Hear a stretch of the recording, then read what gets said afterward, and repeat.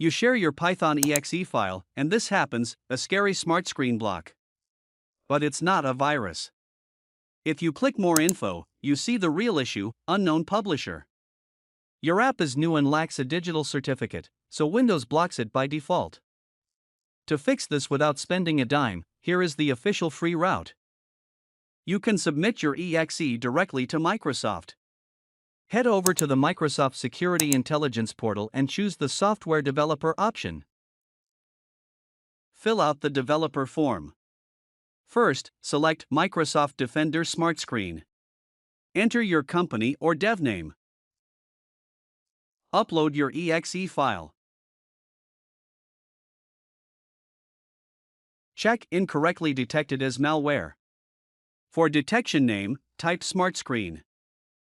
Add a quick note explaining it's safe, and click Continue. On the review page, double-check your details. Scroll down to the bottom. Complete the human verification CAPTCHA. And click Submit. Your file will start uploading directly to Microsoft.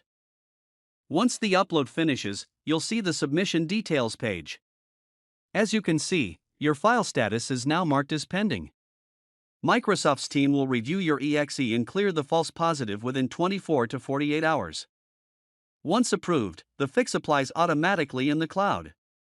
Anyone downloading your EXE will now run it smoothly without any SmartScreen warning. Now, if you are building commercial software or want to skip the wait, you can buy an EV code signing certificate from providers like DigiCert.